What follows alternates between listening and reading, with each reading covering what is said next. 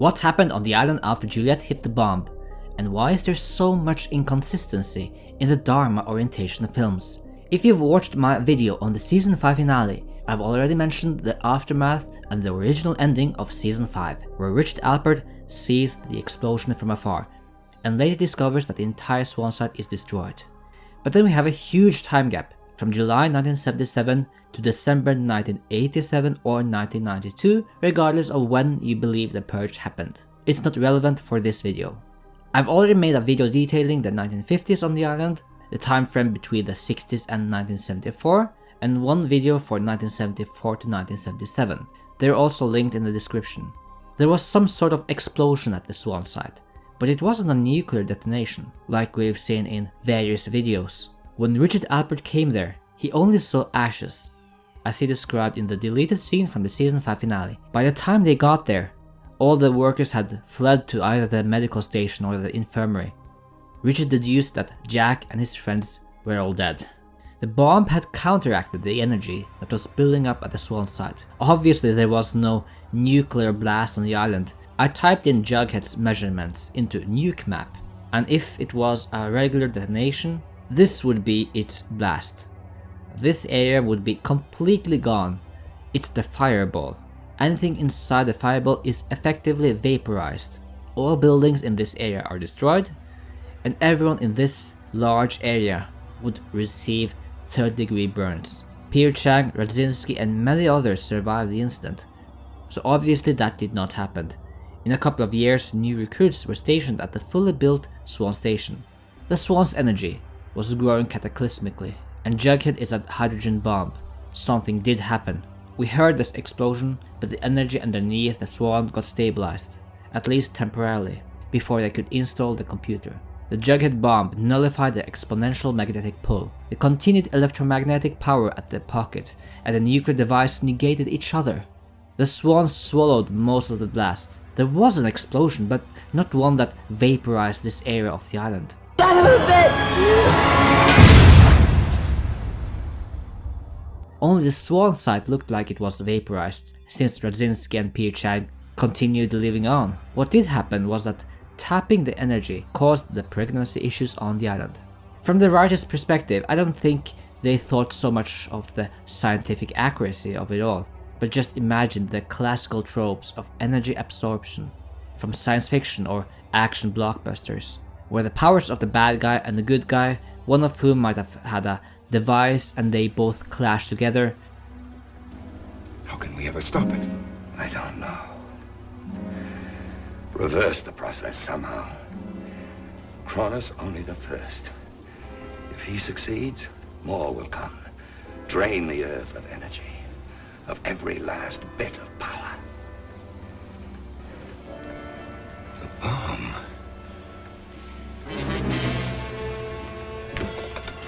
Get me the Pentagon. There is no end of the world and the hero survives.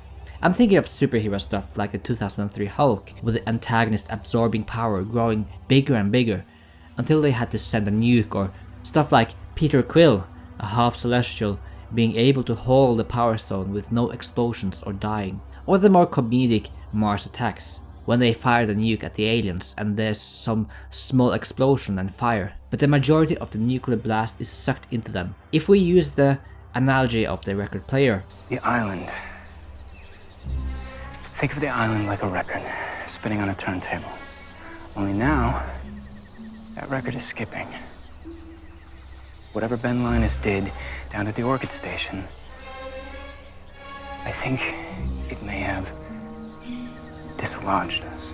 The Jughead bomb negating the energy jumped the needle, so it landed on 2007. The characters were back on the right track. As for the characters on the island, they need to pour tons of cement into this hole. And as they realized that the power had stabilized, they started construction yet again. And I believe they started with the two most important rooms, this one and this one. However, Pierre Chang's arm was mangled, so we need to ask the question, what is the timeline of his broken arm? The actor has confirmed that there is a prosthetic arm in the Swan orientation film. Is there any connection between the loss of Montan's arm and the fact that Dr. Marvin Candle has a fake hand?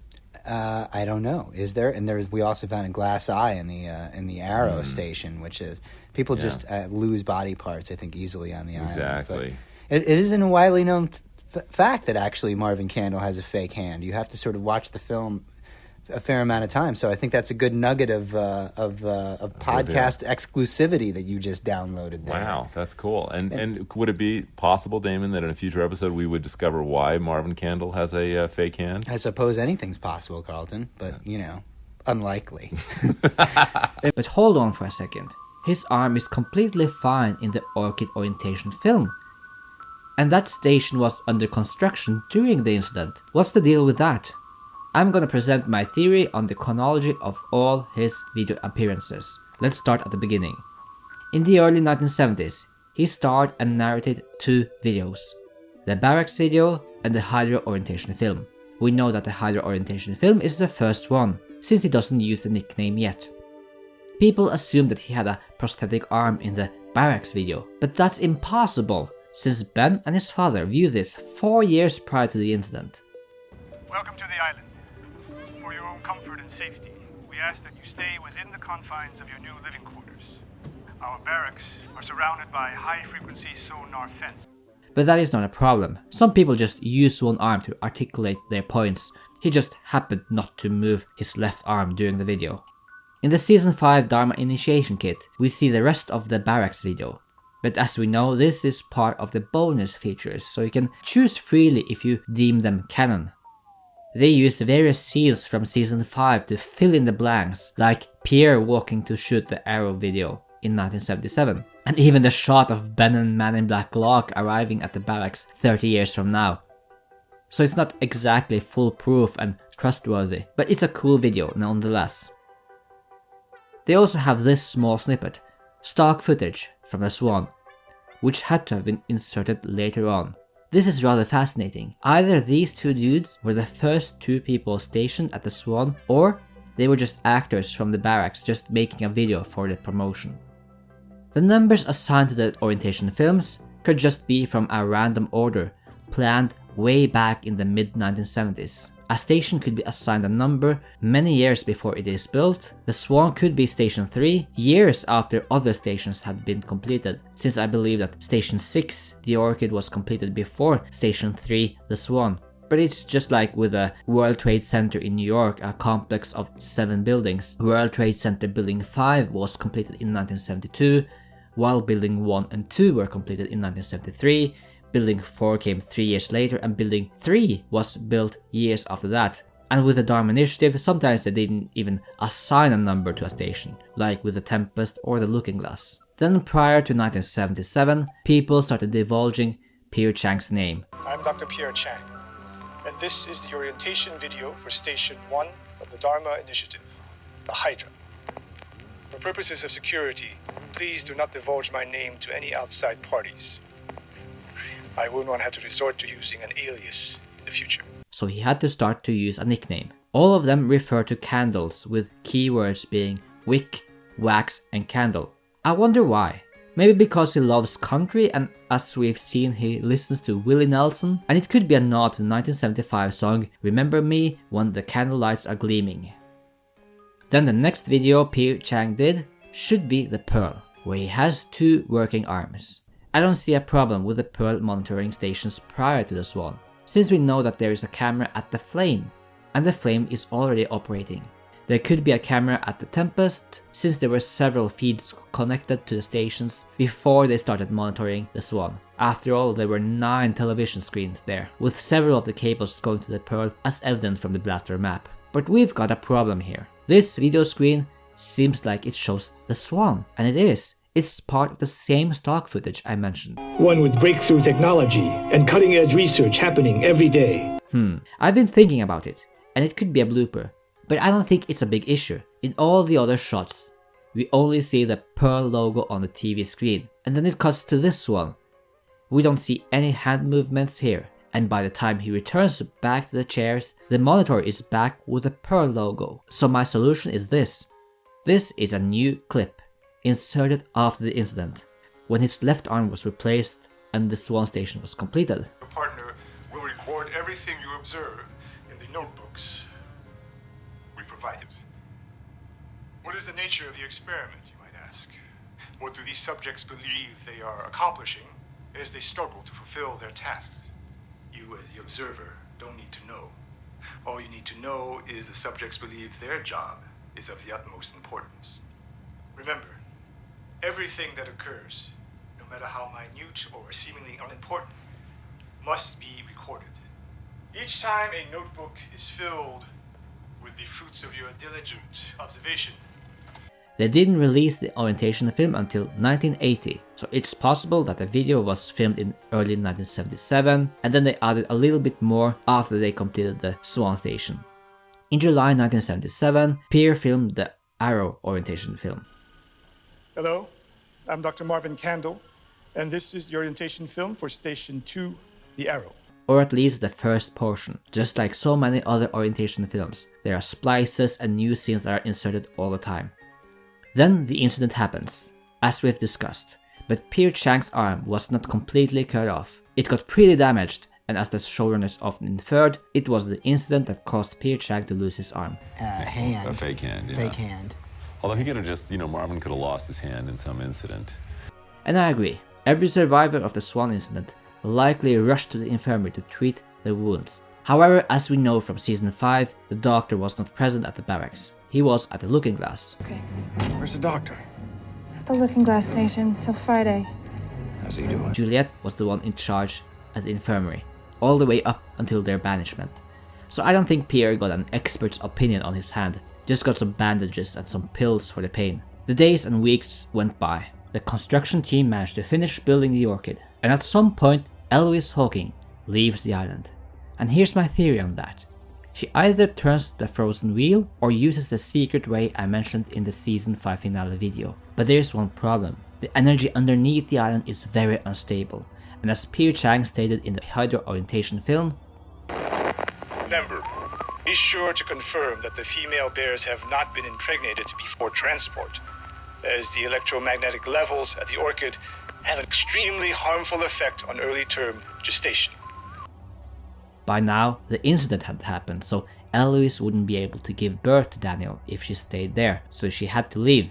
But by turning the wheel, the same thing happened to her as what happened to Desmond. He turned the key and managed to see the flashes of the future. I like the idea that the pregnant Eloise got a way of seeing the future by directly being in contact with the unstable and growing electromagnetic levels underneath the island. This could have affected Daniel, boosting his memory to inhuman proportions. How many beats has that metronome counted since you started playing? 864.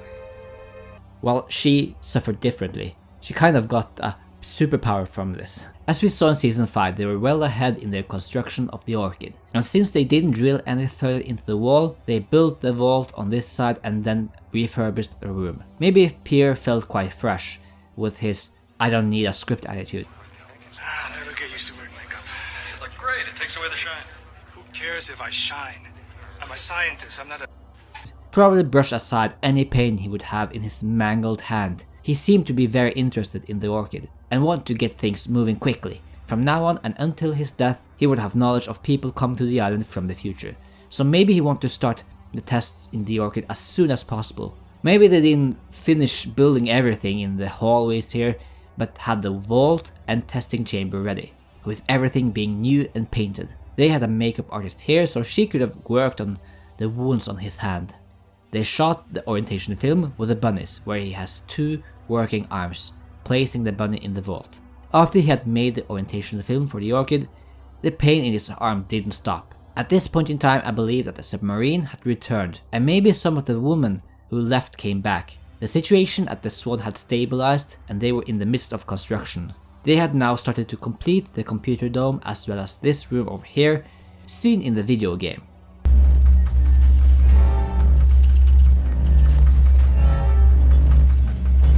One small addition here. In the original blueprints of the Swan, as seen in the season 5 bonus featurette Lost on Location, The Incident, they were going to build this massive underground section. One hallway going in a straight line and the other one going to this massive underground complex. I think that the Incident pretty much cut those plans, and that this part over here was built here. This is the room from the video game. This hallway is a bit mysterious, but since it goes right outside the restricted section, then maybe it was a different entrance that the recruits would come into. Since the entire Swan exists in hostile territory, there was no need for a separate entrance because the hostiles learned about the Swan station after the disastrous incident. So there was no need to keep a secret entrance. And I don't think they built this large underground complex at all after the energy underneath the Swan was so unstable. What was all this stuff? My best guess? It's a geothermal generator behind this wall. That's the power source. That's it. Nothing. It's blocked. So what do you think, Saeed? What do I think about what, Jeff? This place, the computer, and what do you think is going on? The last time I heard of concrete being poured over everything in this way was Chernobyl. I like the idea that Usinol provided, that they recorded the data about the electromagnetism on the magnetic tape drives and stored them in the geodesic dome. The dome was already planned to be built prior to the incident, as seen in Radzinski's model, but the effect of the incident was still building up, so they had to add tons of cement all over here. While pouring all the concrete, they still had wires and tubes going into this area. Someone had the idea of the computer that would keep the energy at bay. But let's get back to Chang. His hand was still troubling him, and despite his stubborn nature, he went back to the infirmary. I think that a doctor could take an x-ray and look more closely at his hand and see how it was worse. I'm gonna propose the theory he left the island to go to the hospital in the States to treat it. Because doing surgery on a hand and putting on a prosthetic hand doesn't feel like something that the DHARMA doctors could do, right? With their hippie nature, they might have even proposed that the island will heal it over time. Maybe they could fix it, but where did the hand come from? So I think a real hospital would be of use. But why amputate? Sometimes you have to amputate limbs if you've gotten a high radiation dose. For instance, there was an accident in a plant in Peru in 1999 where a worker needed to amputate his leg. But I'm not sure if this is the case, since he didn't touch the bomb, nor was he at the site of the explosion. He ran away. But apparently an infection or a serious crush on the limb may necessitate an amputation. So he had to bite the bullet and do it, or else his situation would be much worse. I think it's easier that he went to the States to do this, because he would be able to do 3 things here. Go to a real hospital to do a thorough job on his arm and install a prosthetic. There's a slight possibility he wanted to find his wife and son, but had trouble locating them. By now, Lara and Miles had been actively blocked themselves from the DHARMA Initiative and were now registered under a new name, Strom. Miles was named Miles Strom and not Miles Chang. He met with the recruits and the rest of the high-ranking members of the DHARMA Initiative to do a debrief about the critical situations that happened on the island. They agreed to keep funding the Swan project and continue sending the material to the island. And now I believe he recorded the Swan orientation film. This area over here doesn't look like any area on the island, and most of the orientation films are shot inside the stations. It's a bit weird that the Swan is the outlier. In fact, in real life, this was shot on the Alias soundstage in LA, but on Lost this could be part of the Ann Arbor offices. By now the Swan station on the island isn't entirely completed, but they figured out that as a result of the incident, they need to input a code into the computer in the geodesic dome. The Station 3 was originally constructed as a laboratory where scientists could work to understand the unique electromagnetic fluctuations emanating from this sector of the island. Not long after the experiments began, however, there was an incident. And since that time, the following protocol has been observed. Every 108 minutes, the button must be pushed. Maybe they had tons of archival footage in Ann Arbor that he could bring to the island and to the editors there, both for this video but also for others.